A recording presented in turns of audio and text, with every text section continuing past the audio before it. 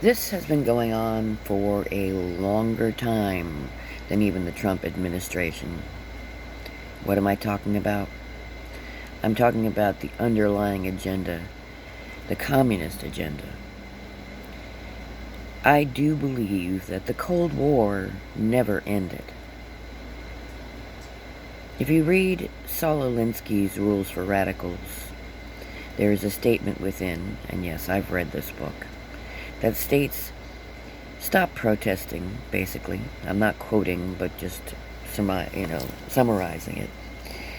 Stop protesting and infiltrate the government. So these 1960s communist Marxist individuals who were protesting the Vietnam War and wanted this free love society and wanted all sorts of, liberal agendas, let's put it that way, which were communist agendas, progressive in their minds, or their words, not their minds, I'm sure, infiltrated the government. Hillary Clinton being one of them. Saul Alinsky was one of her favorite books back in that day. Okay, so I'm taking you back to the 1960s.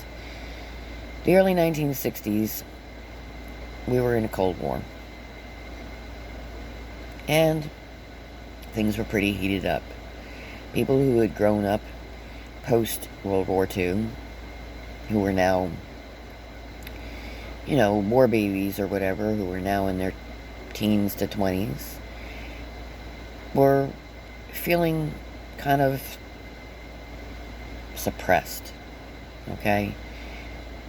And I'm not talking about racial suppression. I'm talking about suppression because when you have a war and a ton of people are born, there's a lot of patriotism and people who have basically conservative ideals and so on, who come out of the woodwork and they want to raise their children to be strong American citizens. And so they raise these children in a very conservative kind of manner. Well, all children rebel. Even if they don't outwardly do so, they inwardly rebel. It's nature. That's what children do. And so, when these children rebelled in the 1960s, the children of the late 40s, early 50s, they saw a way to do what they wanted to do. They brought on the free love societies and the drugs and experimental kind of lifestyles that happened throughout the 60s. But there's underlying things in that. To create a communist society, for communism to take over, things like Operation Mockingbird were instilled in the FBI, claiming that it was a anti-communism propaganda situation where they were going to install people in newspapers, in colleges, in the media, and so on, to make sure that the right information was publicized so that the communists in other countries did not become aware of what was going on in America. However, I do not see it that way. I think the communists were already in our government. If you look back to World War II, during the end of World War II and everything was wrapping up, America basically adopted the scientists of the Nazis. Operation Paperclip. They brought people like Werner von Braun and others, many, many others, their ideals and their scientific knowledge to the United States to put into the military-industrial complex, to eventually start the race for space. These people were still Nazis, but they were forgiven for their indiscretions by serving the American people, their brand of science. These people also, it's a good old boy system, okay? You get enough people involved in the military-industrial complex and the FBI and the government and so on, and they start eventually becoming corrupt. Okay, so you've got all this infiltration from World War II. You've got the Cold War era fighting between the CIA and the KGB, and people crossing back and forth being double agents.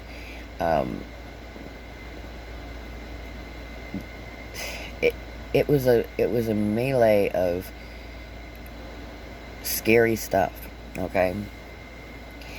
And they just fed the people propaganda. They fed people, oh, worry about building shelters underground because we might get bombed by Russia. Well, that wasn't the concern you needed to be concerned about. What you needed to be concerned about was the government being taken over by communism. And that's exactly what has happened. Okay, so to explain this in a little more depth, the Democratic Party has always been the party of racism. They were the party of slavery in the Civil War. They were a party of the KKK. They've been the party that has voted against civil rights. They've been the party that has voted against anything related to equal rights when it comes to people who are slave descendants. It's just the way it is. And that is the truth. Look it up. However, when it finally got to a boiling point where they could no longer segregate, people were not putting up with segregation, the party decided that they were going to jump on board and be the party of, oh, we're going to take care of the black community. We're going to give them social programs and help them out and create Section 8 and the food stamp program and all sorts of, programs to help them. Well, those programs weren't created to help them. Those programs were created to track them, to keep them in line, to keep them down, to keep them as victims. Because when you take the family and you break it apart, you create a completely different society. So I'm guessing on the percentage, it was in the 20s. 20% of black mothers were not with the fathers back in that time frame. Now it's like 70%. Okay? What they have done is they've created a program with social services that does several things. Number one, it makes it easier to survive if you do not have the father in the household. Okay? If there's no father in the household, you get free food, you get free housing, you get free babysitting, childcare, free meals at school, etc., etc., etc. Alright? And the more kids you have, the more free stuff you get. This is a fact. We all know this.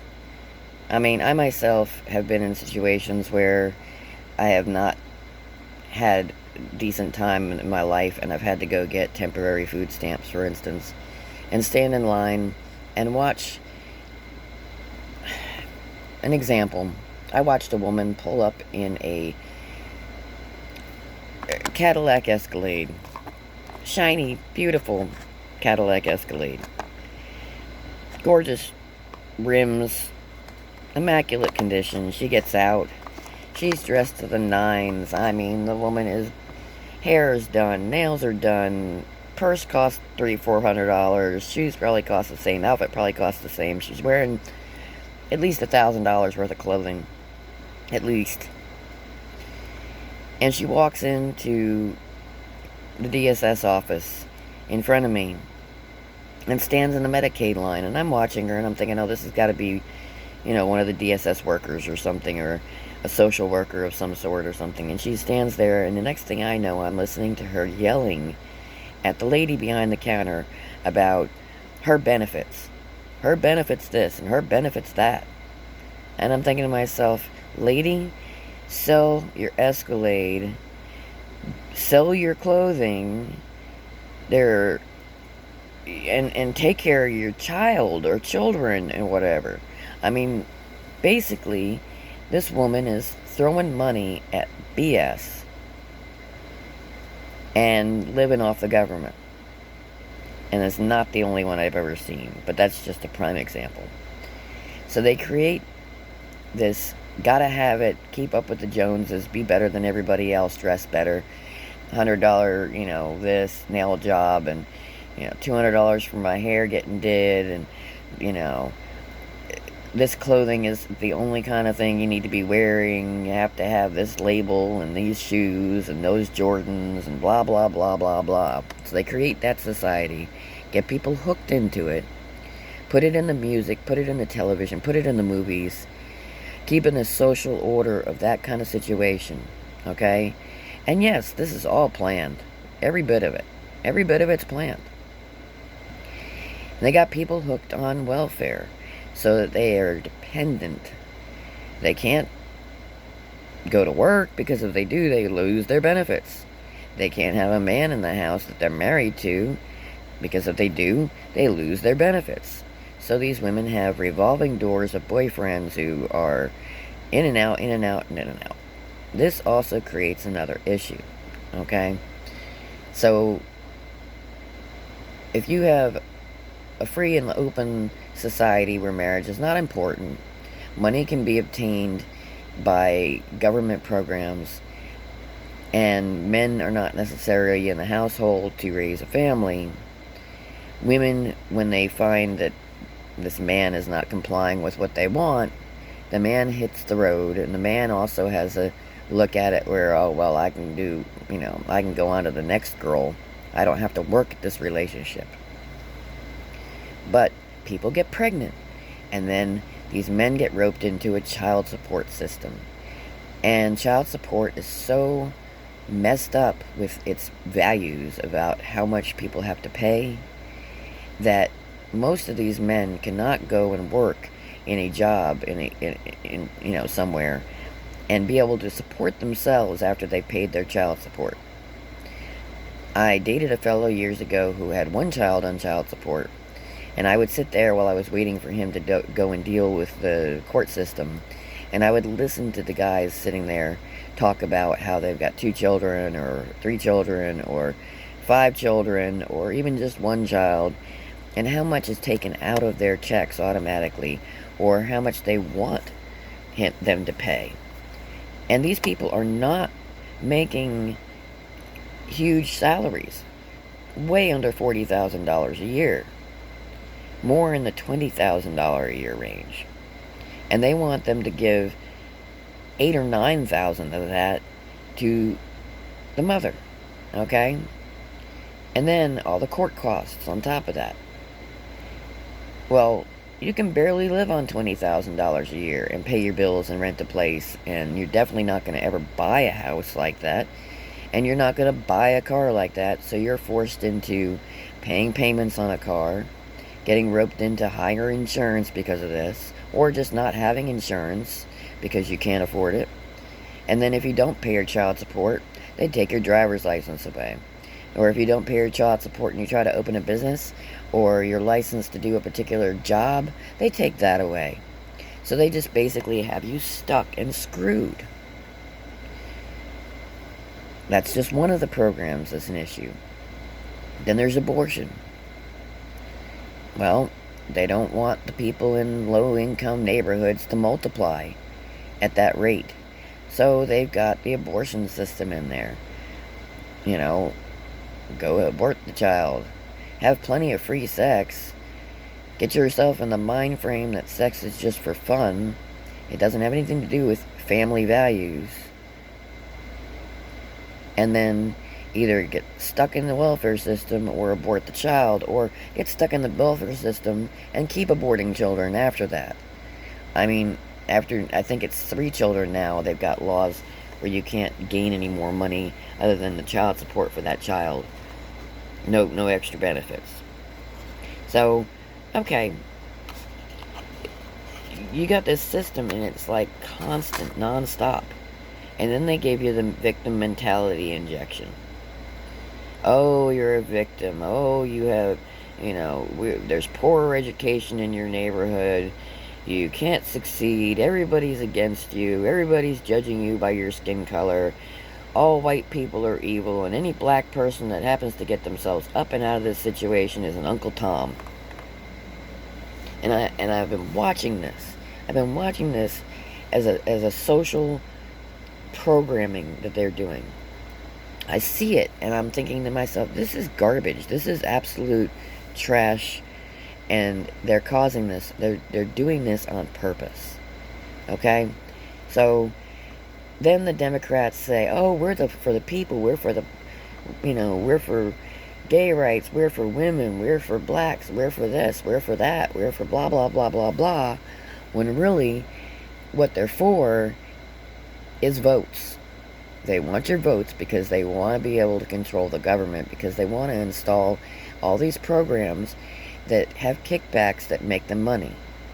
Like, okay, yes, I do worry about pollution in this country, and I'm glad there are regulations on certain things against pollutants. But global warming is a farce to sell carbon tax credits. It's just another way to make money. I mean, I'll tell you right now, I did a summer volunteering at Smithsonian Museum in D.C. I volunteered a few times there, and what I was looking at was sea core samples, and those sea core samples showed the heating and warming of the planet, and that's what I was counting, was these little critters that grew faster in the heat and slower in the cold. And you could see where poles shifted and where temperatures changed, and this is an up and down thing all the time. It's a natural cycle of the planet. And it happens. I mean, we had an ice age in about 12,600 BC, or 12,600 years ago, not BC, but 12,600 years ago. We were in an ice age, okay? And we had some sort of incident that, like, kicked us out of the ice age. A comet or some sort of asteroid hit that kicked us out of the ice age. And it warmed everything up, and then we went through a little mini ice age. And this is when the biblical flood stuff, all the stories of different cultures, and it's not just the Christian religion. Every culture has a flood story. And they all stem back to this time frame when the melts happened. So I'm getting a little off track here. But things like global warming, for instance. The data on global warming is BS. The data on things like what causes Black Lives Matter to go out and protest is BS. And why is this? Well, Operation Mockingbird was to control the media. It was opened up to the public that it was there. At some point in time, it didn't go away. It just changed its name, I guess. Or it just faded off into the hidden programs and things that are going on. And then there's MK Ultra. And MK Ultra was to see how drugs could be used to manipulate, and what else could be used to manipulate the mind and mind control, to create a scenario where people were brainwashed. Okay? And they've done this. They've done this with drugs, they've done this with culture, they've done this with music, they've done this with the news. And no, I don't have the COVID. I just have allergies. They've done this with all these different various things to manipulate people into believing falsehoods, to believing this false narrative that is instilled by these hidden communists. And I, years ago, heard older gentlemen, my grandfather's age or whatever, or between my grandfather and my father's age, screaming about the commies and the blah, blah, blah. You know, I took it as a radical kind of outlook on things. But it wasn't that radical, okay? It really wasn't. And we are now in a stage where we are controlled by this agenda. And when President Trump got into office, he is so anti-communism, it's not funny. He knew and saw what was going on. And he's trying to take them out. He's trying to take them down. And they're flailing like fish out of water. They're trying anything they can to take him out of here. And I see it so clearly. It is so easy to see if you know your history. But they're trying to take away history. They're trying to abolish history. They're trying to wipe it clean so we can't see the history. They don't teach anything in schools anymore. Got 2 teenage kids in this household. I've asked them questions about things that they learned in school about history. They don't know what I'm talking about. It's sad. It's sickening. I mean, and I know for a fact that most of the history I know about, I didn't learn in school even back in the 80s. So, this has been going on for a long time. The Democratic Party is not the party to protect black people. And yes, there are rhinos in the Republican Party too. But Trump has installed as many people as he can who are not communists and not rhinos. And he's trying very hard to get these crazy people out. And it's sickening and saddening to me how much people are fighting against it. If you knew your history, if you actually took the time to go and look up what the government was doing in the 60s, how they infected people in black neighborhoods with syphilis, how they sprayed chemicals and drugs into neighborhoods to see what would happen, how they brought drugs into neighborhoods that were mostly Hispanic and black, and gave them basically to the people. It's been going on for a long time. And so we've got this culture that is based off of lies and sickening agendas and this underlying communist socialist ideal. And that's not real America. Real America, the America my ancestors fought and died for in the Civil War or in the Revolutionary War, the America that your ancestors fought in the Civil War for, mine were somehow or another age gapped in there where they were at the age to fight in the Civil War. I did have one person in my family die in the Civil War, but he was a shipping captain. And he wasn't actually in the war. But he was on the side of the North.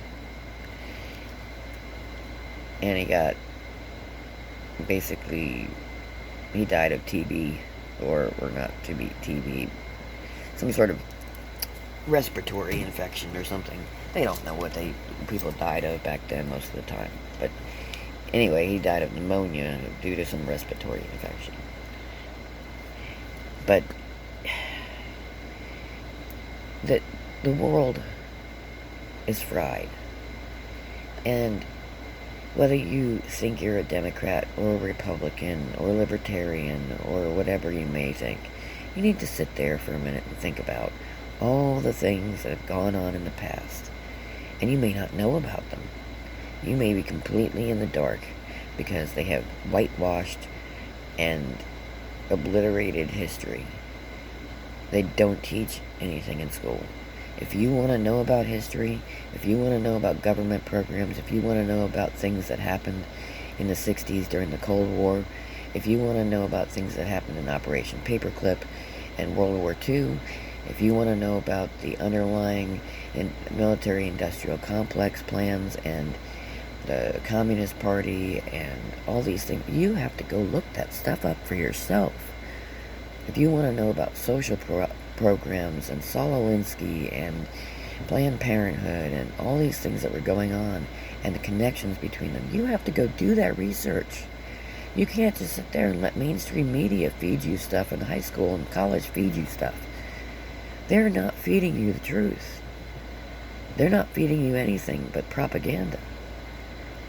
And that's the difference between somebody who people call conspiracy theorists, Trump supporters, etc., is that we have sat down and we have decided to do the research for ourselves, to find out the information, to look at the numbers, to look at the charts, to look at what's happened here and what's happened there, and not just believe Rachel Maddow or Don Lemon or whoever else is on the news, instead of just blindly following and blindly believing them and getting outraged and causing riots and causing chaos and calling yourself woke.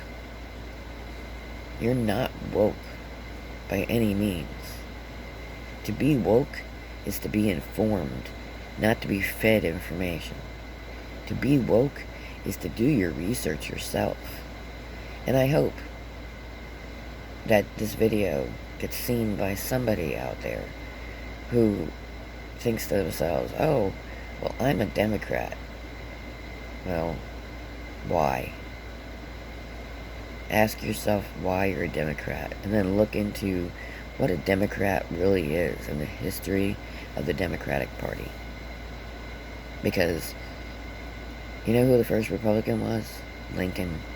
If you're so pro-equality, you should be a Republican. You know who passed all these bills for equality and desegregation? Republicans. That's who. We've been fighting for equality for everybody for years. And they will go and somehow or another make what we say, twist it, and turn it into we're racists. I have nothing against people with black skin, brown skin, or purple skin for that matter. I don't care what color your skin is. I go by the Martin Luther King theory. Judge a people not by their skin color, but by the content of their character. That's how I judge people. By the content of their character. And that's how you should judge people, if you choose to do so. And that's all I gotta say today.